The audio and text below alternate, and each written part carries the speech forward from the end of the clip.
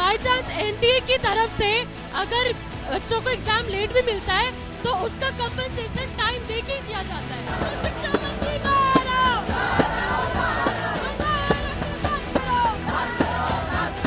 दोबारा से एक फ्रेश तरीके पे पेपर किया जाए और एनटीए से टेंडर वापस लिया जाए और किसी केपेबल बॉडी को दिया जाए।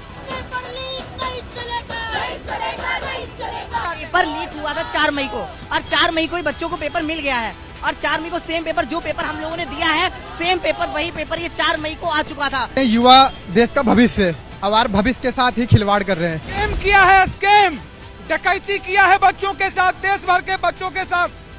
सीबीआई जांच हो। हमारी मांगे पूरी करो। इस बार ये हालत है कि हमें कोई कॉलेजेस भी नहीं मिलेंगे, तो हमें यही डिमांड है हमारी कि सीबीआई इंक्वायरी हो और ग्रेस मार्क्स हटा के फिर से रीनीट हो। मजाक चल रहा है यहाँ पे? हम यहाँ पे 2 साल से मेहनत करके 650 पहुँचे हैं और उनको बिना मतलब के यहाँ पे इतने 720 में 720 मार्क्स दे देते हैं।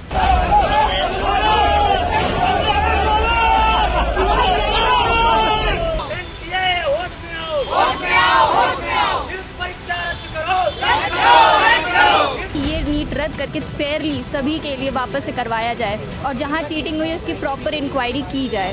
ये रिजल्ट जो एमसीए की तरफ एनसीआई की तरफ जाने वाला है काउंसलिंग का, उसके पहले ही एनटीए के खिलाफ सीबीआई की जांच होनी चाहिए।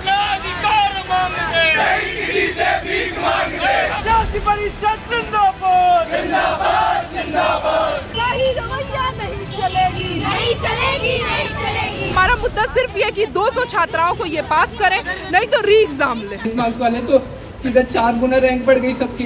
ऐसा कैसे हो सकता है? या तो ये मास पेपर लीक है, मैं साफ बता रहा हूँ, ये मास पेपर लीक, या तो एनटीए झूठ बोल रहा है कि खाली 1563 है, उससे ज्यादा भी नंबर हो सकता है। सब उसने खुद के हाथ में लेकर रखा हुआ है, लेकिन उसकी अच्छे से पार्शियलिटी कर रहे हैं, उसमें किसी को ज्यादा किसी को कम ग्रेस देकर टॉपर लाना। तो फिर हम कैसे अपना फ्यूचर देखें और कैसे एग्जाम देने का सोचें?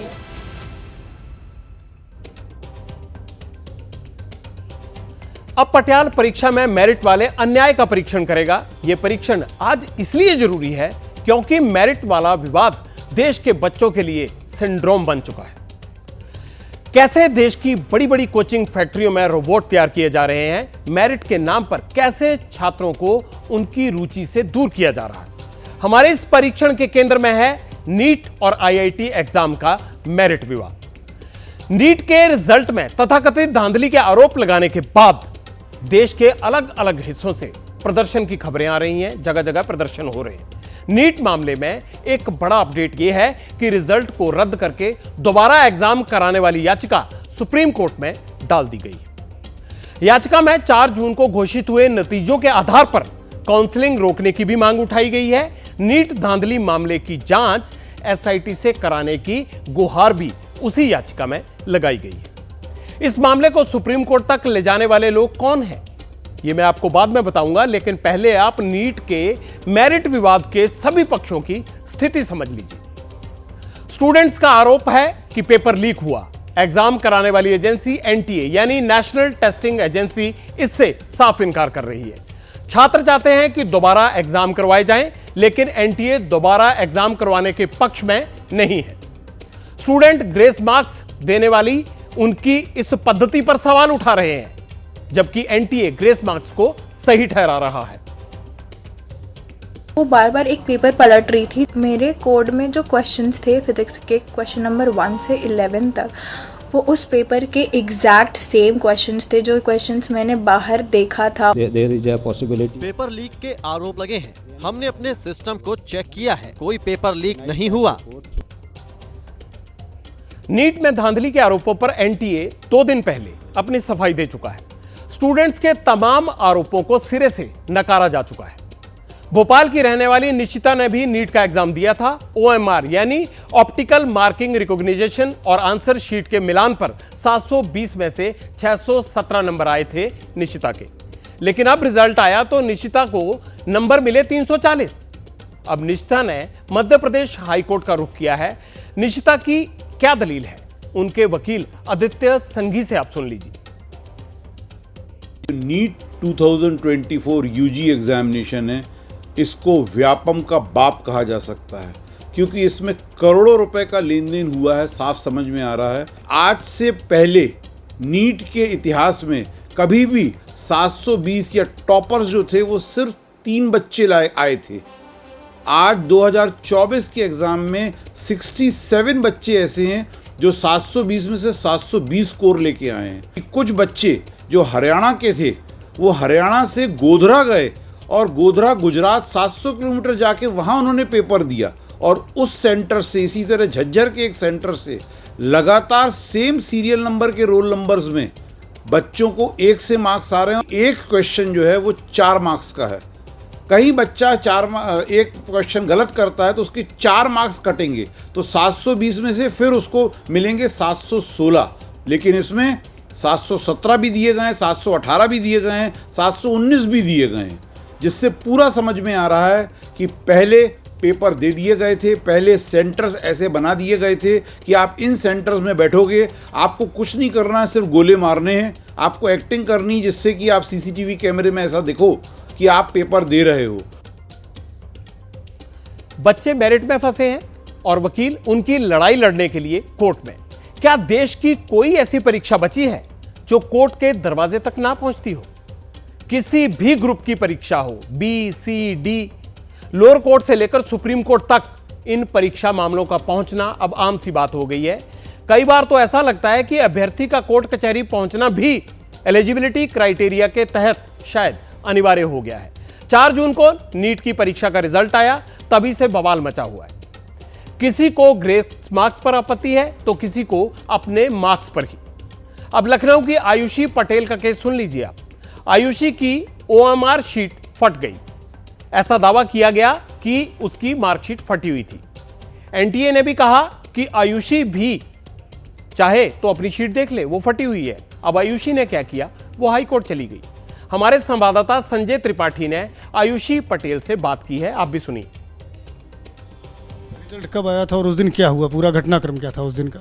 सर रिजल्ट 4 जून को आना था, जिसकी हमें कोई प्रायर इन्फॉर्मेशन नहीं दी गई थी। एकदम से रिजल्ट आता है, मैं भी साइट पे ओपन करती हूँ अपना एप्लीकेशन नंबर डाल के, तो मेरा रिजल्ट ओपन नहीं हो रहा था। मुझे लगा 23 लाख स्टूडेंट्स हैं, ट्रैफिकिंग की वजह से ओपन नहीं हो रहा है। बट अनफॉर्चुनेटली मेरे पास 1 आवर बाद एक मेल आता है और मेल में मतलब लिखा हुआ था कि आपकी OMR sheet damage torn condition में है, इसीलिए हम आपकी OMR शीट को स्किप कर रहे हैं। वो टॉर्न हुई, टेम्पर की, इसमें मेरी कोई गलती नहीं है ना, मेरा तो अटेम्प्ट बर्बाद हो जाएगा। तो मुझे बस इतना ही प्ली है कि जो भी है मेरी OMR शीट को आप मेरी OMR शीट को कम से कम आप मैनुअली चेक कर दो, क्योंकि इसमें एक बबल विजिबल है।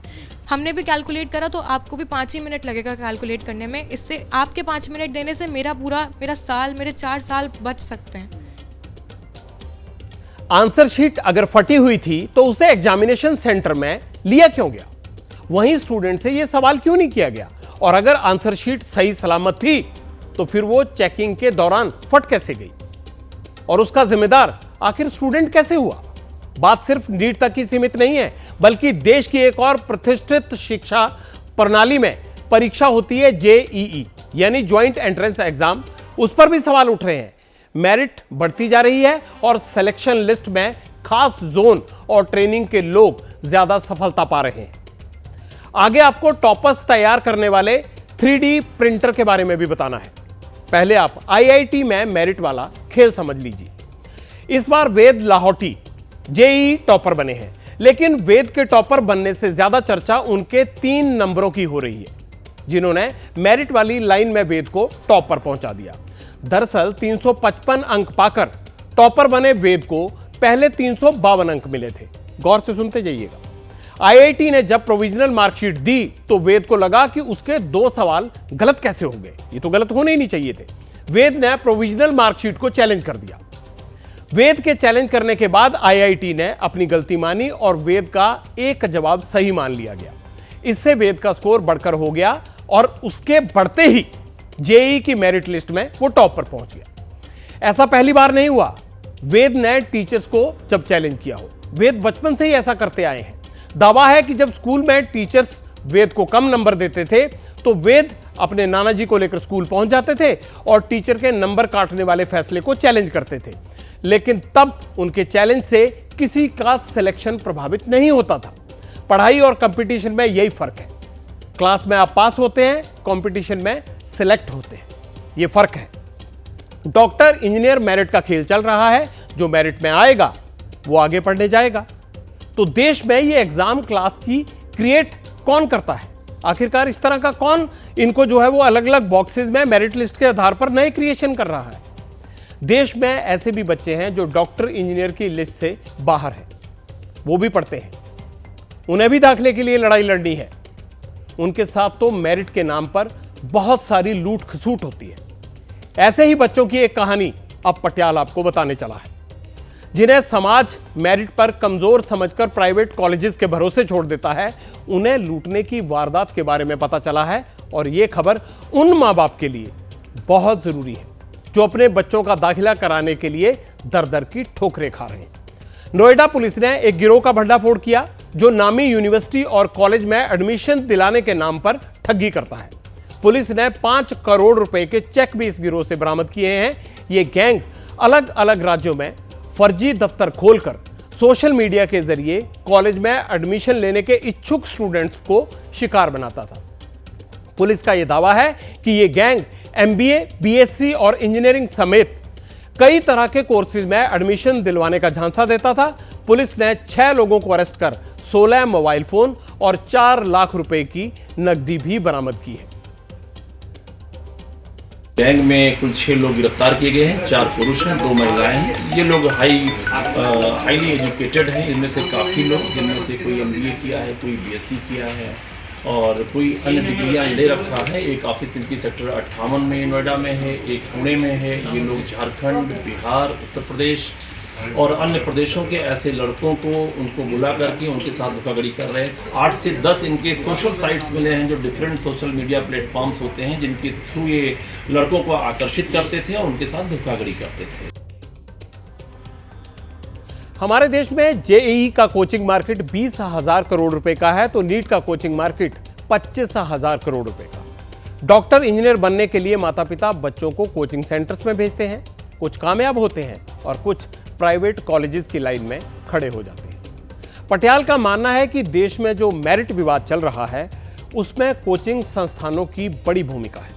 कोचिंग सेंटर्स बच्चों को 3D प्रिंटर बना रहे हैं। 3D प्रिंटर एग्जाम का सॉफ्टवेयर अपडेट कर दिया जाता है, उनमें एक जैसी ट्रेनिंग पाकर सैकड़ों छात्र एक जैसे 3D प्रिंटर की तरह अपने प्रिंट आउट देने लगते हैं, जो प्रश्न पत्र देखते ही खटाखट जवाब की कॉपी निकालने लगते हैं। फटाफट एग्जाम क्वालिफाई करते हैं और झटापट जन्म लेते हैं विवाद। कोचिंग की ट्रेनिंग की वजह से मेरिट बढ़ती जा रही है, लेकिन कोचिंग वाले कहते हैं कि पेपर में आसान सवाल पूछने की वजह से मेरिट बढ़ रही है। अब यहां समझिए, अगर आसान पेपर आएगा तो कोई कोचिंग क्यों जाएगा? कठिन सवाल आएंगे तो बच्चे कोचिंग में जाएंगे और कोचिंग वाले कमाई के पैसे बनाएंगे। नीट विरोध में कई कोचिंग वाले अहम भूमिका निभा रहे हैं। जब से ये 4 जून से नीट का विवाद शुरू हुआ है, तब से बहुत सारे कोचिंग सेंटर वाले एक्टिव हैं, सोशल मीडिया पर भी और अलग अलग मीडिया प्लेटफॉर्म पर भी। पटियाल का एक निवेदन है, मां बाप बच्चों को 3D प्रिंटर बनने से रोकें। सरकार कोचिंग के लिए जो भी दुष्चक्र चल रहा है, इसे तोड़े तो मेरिट स्कैम पर लगाम लग सकती है। जैसे ही घड़ी का काटा दोपहर 2:30 पे आए, बबीता जी का दिल सास बहू साजिश के लिए मचल जाए। और ये है इनकी बहू, पूरे दिन ऑफिस की टेंशन हो जाए गॉन जब ये करें अपना फेवरेट शो फ्री टाइम पे ऑन। इनकी तरह आप भी देखें अपना फेवरेट शो अपने टाइम पर और डाउनलोड कीजिए ABP लाइव ऐप अपने स्मार्ट टीवी पर।